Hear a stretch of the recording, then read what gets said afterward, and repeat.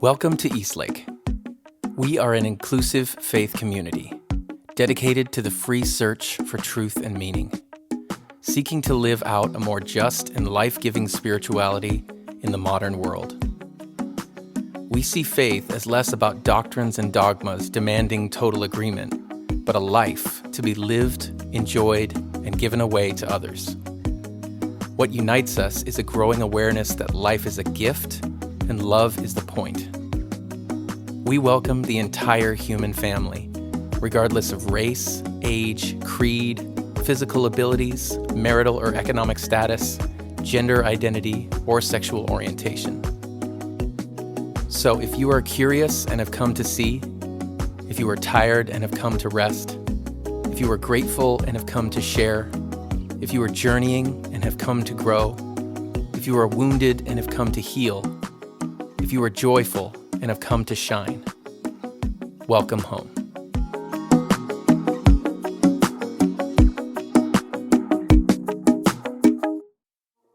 Today, we hear from Roy Fisher as he continues our series on grief.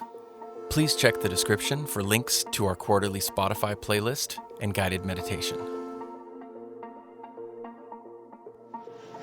Hello there, Eastlake. Super excited to have this opportunity.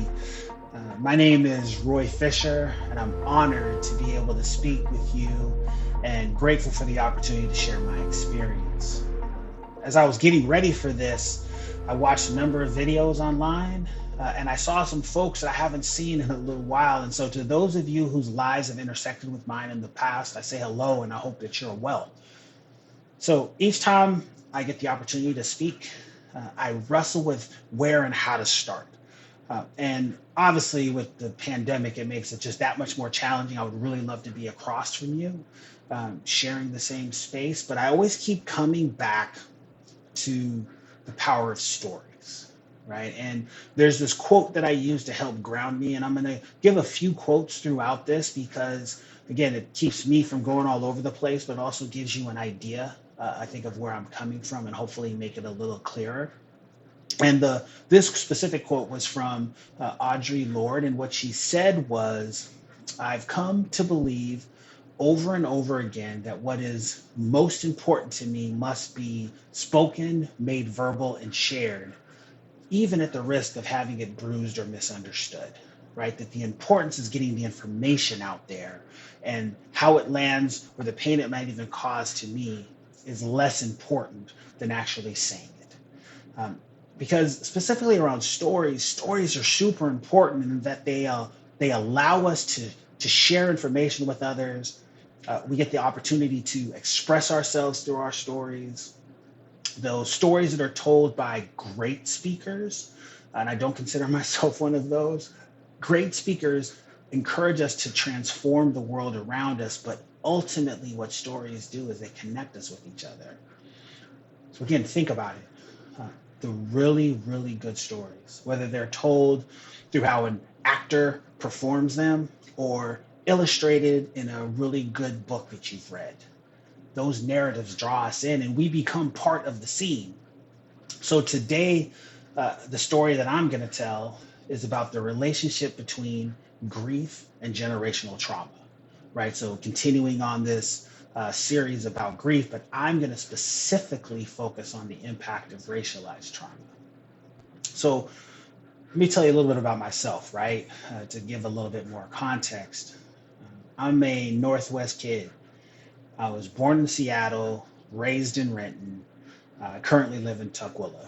I've been fortunate enough to travel a lot, but always knew I would be back here. I've been married for 11 years, going on 12, and I am the non-biological parent of 2 adult kids. And I specifically say non-biological as opposed to step.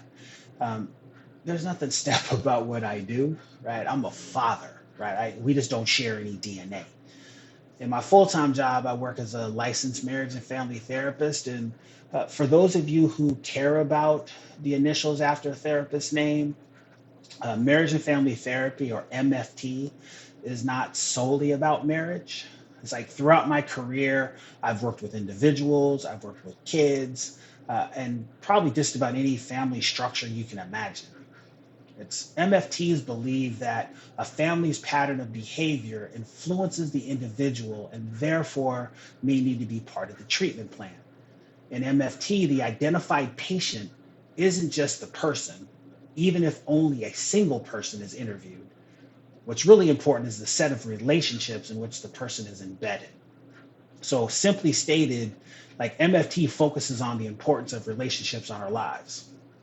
So, quote number two, right? There's an old wisdom saying that goes, um, you think that because you understand one, you will also comprehend two, because one and one makes two. But to truly understand two, you must first comprehend and, right? Because we don't live in isolation. MFT explores the interactions we have in the relation to our well being. Because we exist in relation to each other. I'm a husband because of the relationship I have with my wife. I'm a father because of the relationship between my children and I ask people to consider what are the relationships that are most important to them. And in those relationships, how might you be connected? A big focus of my work is the exploration of how our cultural programming informs our experiences of the world and what do those relationships, what do they look like?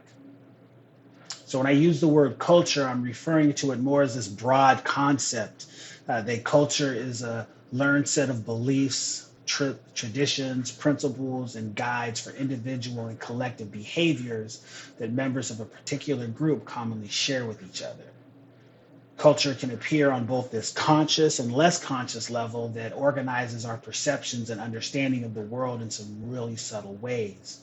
And while I'm going to be centering race today, culture is more than race and ethnicity. It includes gender identity and expression. It includes geographical location, birth order, education, sexual orientation, religious beliefs. It's like I can keep going with some expressions of culture. So, for example, life is a gift, love is the point, is a powerful expression of the culture of Lake. So I wasn't necessarily raised with an explicit racialized identity. It's like I've always known I was black, and probably more importantly, what being black means in the United States. When I was younger, I would hear that I was smart, that I was beautiful, and I was capable of achieving anything I put my mind to.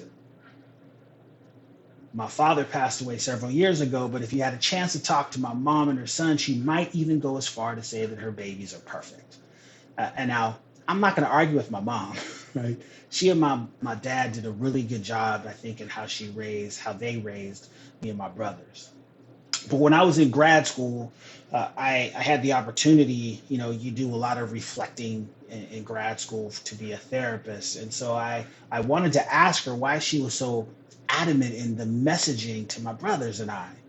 And what she told me was really powerful and it has stuck with me. And what she said was she wanted to make sure that when the world told us we were less than, that we would still have enough. And so what I've come to understand is that the decisions my parents were making were ultimately based in grief. It's like grief can be defined as this keen mental suffering or distress over affliction of loss, sharp sorrow, or painful regret.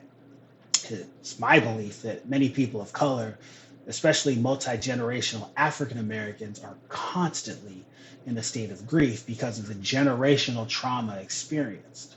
And so when I say multi-generational African Americans, here's what I mean. I'm referring to those African Americans who can trace their ancestors' arrival to the United States back to slavery. You see, there's this difference between the experiences of those who immigrate to this country and those experiences of multi-generational African Americans. Immigrants see the United States as the land of opportunity. Multi-generational African Americans and indigenous people of the United States don't share that same narrative. Their stories consist of colonization, slavery, and violence. And this experience contributes to the collective mental suffering and distress due to the consistent messaging of being less than. For multi-generational African Americans, there's an ongoing sorrow associated with the legacy of chattel slavery. So for my parents, they knew the world their children would be living in and were effectively grieving the loss of their babies. Like, for them, I know my parents' story. I know what it was like for my father to grow up in the Seattle area in like the late 50s, early 60s. Like, he told me his own story and history of navigating a social climate. I also know what my mother went through in Panama. That's where she's from. And I know what it was like for her in the United States to be a woman of color working as a construction worker. Their past experiences clearly played a part in the way they chose to parent my brothers and I. So, to really understand this kind of grief, we also need to understand the relationship to trauma. Now, there's no stages of grief. There's no singular event when we're talking about generational trauma that needs to be processed, because this level of grief is ongoing and passed between family members over many generations. So I've said trauma a lot, and what is trauma? What about trauma? And I've read a bunch of definitions, but the one that hits closest home to me in terms of this specific talk is that trauma is an injury that's caused by an outside, usually violent force, event, or experience. And we can experience this injury physically, emotionally, psychologically, and or spiritually. Traumas can upset our equilibrium and our sense of our well-being. If the trauma is severe enough, it can distort our attitudes and belief.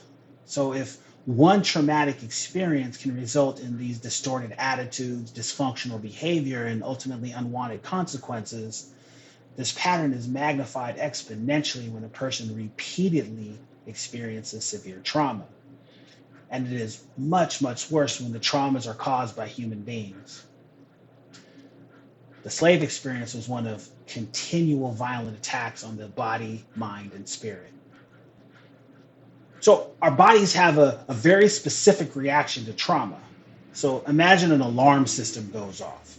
So our heart rate increases, blood pressure rises, our muscles contract, breathing speeds up, non-critical information is tuned out. Our prefrontal cortex, which controls our ability to think critically, shuts off.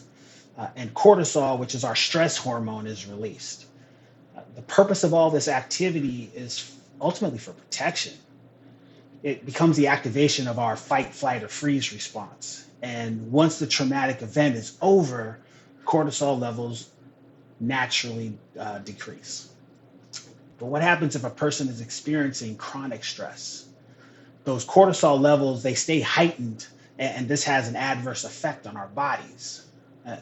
Our ability to accurately perceive a threat is also impacted.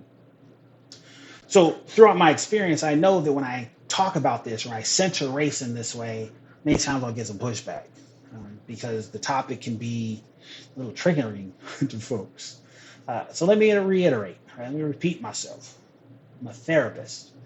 I step into this space with the goal of connection, not to bash white people.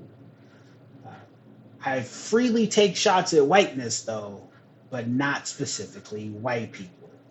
My real goal is to expand how we conceptualize and connect the unique expressions and experiences of racialized grief and trauma. 180 years of the Middle Passage, 246 years of slavery, rape, and abuse, 100 years of a fiction of freedom, the history of Black codes, convict leasing, Jim Crow, all supported by our national institutions, lynching, medical experimentation, redlining, significant unequal treatment in almost every aspect of society, brutality at the hands of those charged with protecting and serving. It's not hard to imagine the long-term impact of this ongoing trauma on the bodies of people that are tied to this history. Hey Eastlake, Peter here. Thanks so much for tuning in to watch this message. I wanted to do just a quick interruption to say thank you to so many of you who are making regular contributions to Eastlake. Eastlake is a nonprofit, and everything that we do is because of a community of consistent and generous people who really believe in this place and want to see it continue. So if you're a part of that community, thank you for how you make this place go. If you are tuning in regularly and are part of this community but you haven't yet jumped in to making a financial contribution, we would encourage you to do that and encourage you to go to eastlakecc.com to help support Eastlake as a community and continue to make these messages possible.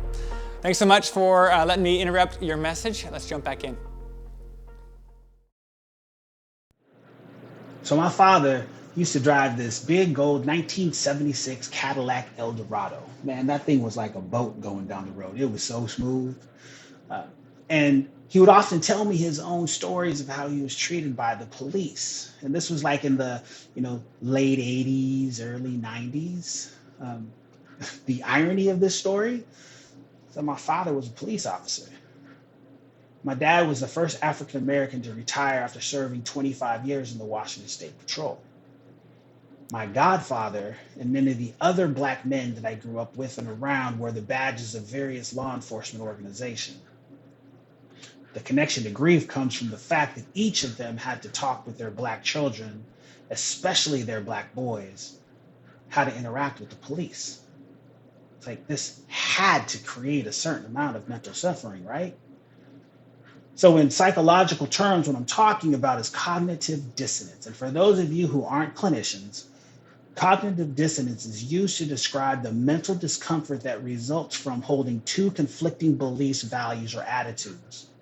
It's like my father was deeply committed to his career in law enforcement, and he was raising 3 Black males, knowing the spaces they would occupy. So according to cognitive dissonance theory, in order to reduce this dissonance, the person experiencing the discomfort, they alter their beliefs or behaviors to reduce the discomfort and restore balance. For my father, his choice was to have the talk with his boys, regardless of what he did for a living. But that choice still had to come at a cost, though, right? It's difficult not to believe that having to protect your children from someone who shared your uniform wasn't traumatic. So until I started this focus on trauma, I didn't know that it came from the Greek word for wound. And if we were to consider racially based trauma as a wound, how might that affect the way we think about it? So there's, I guess this would be quote number 3, right? There's this powerful Malcolm X quote that I think speaks directly to this. And what he said was, if you stick a knife in my back 9 inches and you pull it out 6 inches, that's not progress. It's like if you pull it all the way out, that's not progress. The progress comes from healing the wound that the blow made. They haven't begun to pull the knife out. They won't even admit the knife is there. So if we conceptualize this as a wound, what we do is we give ourselves the opportunity to address it differently.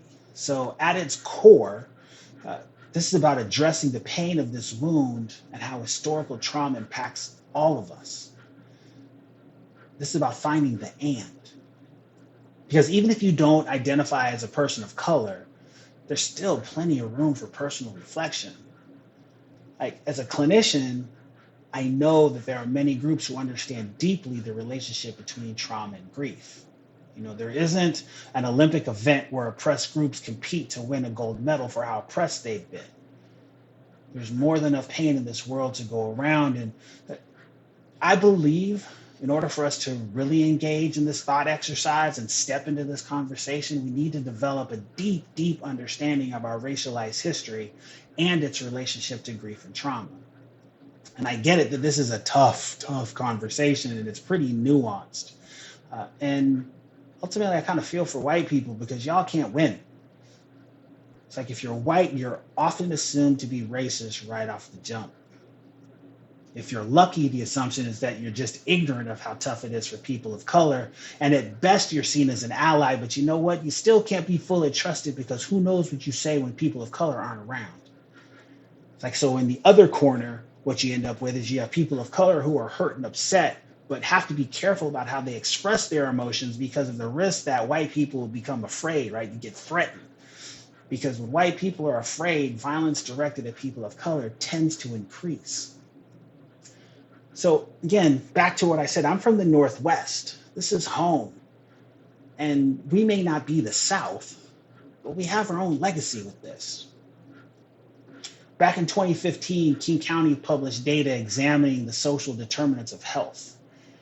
And on the surface, King County is a great place to live, to work, and to play. So in comparison to many other parts of the country, King County residents are better educated, have better health, experience lower unemployment, live longer. But if you dive deeper into these numbers, you'll see something different, that specific racial groups experience King County much differently. And this kind of disparity isn't just in King County. These results are found all over the United States, that there are multiple studies that show that zip codes are strong predictors of overall health. So we continue to deal with the legacy of housing covenants that restrict access for undesirables. The question that you might be asking is, what the heck does this have to do with trauma and grief? So bear with me. Race and place can predict where people have the opportunity to thrive. The creation of neighborhoods was determined by ways to keep those that were deemed undesirable out. Right? So undesirable sometimes meant Jewish, it sometimes meant people of Asian descent, but undesirable always meant Black. So if opportunity, health, and wellness is tied to location, and location is determined by policies and or laws, and these policies and laws were based on racial prejudice, it's reasonable to consider racism as a significant contributing factor to the grief and loss experienced by communities of color tied to these neighborhoods. See, if you look at it this way, racism is a generational trauma, right? Racism is a chronic life stressor.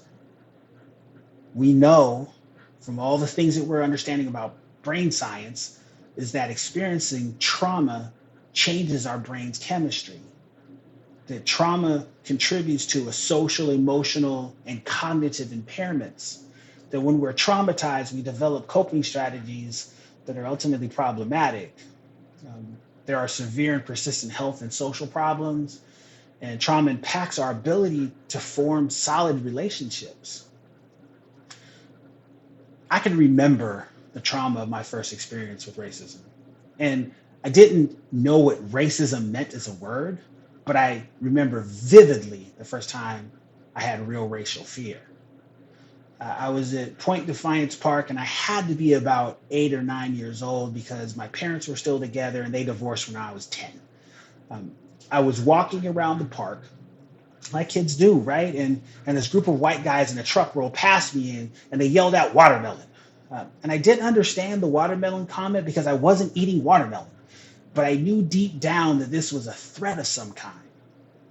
It's like, how did my body know I was supposed to be afraid? And how did I know that it was somehow related to my racial identity? Now, I'm not a scientist, but I do try to read a lot because it helps me make sense of the world around me. And so epigenetics is the study of heritable changes in our gene expression that do not involve changes to the underlying DNA sequence. And so according to epigenetics, tiny tags are added to or removed from our DNA in response to changes in the environment in which we are living. And so these tags turn our genes on and off. Think about it like a light switch. And it offers a way of adapting to changing conditions without inflicting a more permanent shift in our genomes. So the implications of this are pretty significant because what it means is that perhaps experiences during our lifetime, especially the traumatic ones, would have some very real impact for generations to come. So according to epigenetics, my physiological response to hearing watermelon could be explained by some historical trauma in my family that was passed along at the cellular level. That the choices made by my parents were informed by something deep, deep inside. I mentioned MFT earlier and our focus on relationships. And since we exist in relationship to others, this generational trauma and grief is experienced in the relationships between different racial groups. So it'd be easy and kind of short-sighted to blame our current political climate or this summer, right, for this dynamic, but it existed way before 2016. We must all play a part in dismantling the system that contributes to this generational trauma and grief. This is our collective wound. So healing from this historical trauma is an emotional, physical, psychological, and spiritual process for everybody involved, not just people of color. So I wonder at this point if many of you might be thinking, dang, boy, this is heavy. Where's the hope? And I can understand where you would think that, but I have plenty of hope because part of the healing process is allowing space to tell our stories. In my clinical work, I am intimately aware of the pain in the world. It's like I have sat with people as they process their trauma and grief. Again, remember, stories are about connecting with others. And I've also been witness to incredible resilience as people lean into the healing power of their unique stories. So as I start to kind of wrap up and come to a close, right? It's like, how do we treat wounds? And I think about trauma, I think about grief. It's a wound. How do we treat wounds? Depending on the age of the wounded, like we might kiss their boo-boo and tell them that they're gonna be okay and that we're sorry that they're hurting. Depending on the significance of the injury, we'll clean and dress the area. And that once we're comfortable that it's been cared for, we'll bandage and wait for it to heal. You think about healing from significant wounds, broken bones, things like that, incredibly painful. And those kinds of wounds typically always leave a scar. Grief is the same way. Incredibly painful, oftentimes leaves a scar. Part of this healing process, again, is allowing space for everybody to tell their stories. Because grief is very personal. And everyone has to heal in their own way, in their own time. There is no timetable with grief, and there is no magic point on some calendar in space that says when grief will be over. Generational grief takes considerable time to be able to work through, because to fully grieve the historical trauma, this takes a certain level of intentionality, because new traumas can bring the unrecognized and unexpected and unexpressed grief to the surface. It is important to understand that during these times, we need support to be able to work our way through this grief. So one of my mentors, he explored how to heal from racialized trauma, and he had these 6 steps. Step 1, it's about affirmation and acknowledgement. That it is important to convey a general understanding and acceptance that race is a critical organizing principle in our society. We have to create space for conversations about race. Step 2, an effort is made to identify race as a significant variable and encourage open and candid dialogue about race and the experiences associated with it. Step 3, racialized storytelling, right? So we invite people to share their personal stories of their racial experiences. What this does is it helps us develop some critical thinking about how these experiences might be traumatizing. We need to validate, that's step 4. We need to provide confirmation of people's worldview and their worth as a human being. Step 5, naming. We need to give words to race-based experiences, especially naming the underlying pain. Step 6 is we need to rechannel the rage. Right? The goal is not to eliminate rage, because that would be impossible, but instead to increase awareness, gain control of it, and ultimately redirect it. Because wounds that are left untreated become infected. Right? Grief unacknowledged can turn inward and impact our relationships, including our relationships with ourselves. Right? We become infected. Again, I go back to where I started. Eastlake, thank you for this opportunity. Thank you for taking the time to listen to my story. And what I invite each of you to do is to continue to examine and explore how trauma and grief are expressed in your world and in the world of those around you. It is through this process that we are more likely to be able to empathize with the experiences of others. Thank you. Thank you for joining us. To make a donation, head to eastlakecc.com/donate.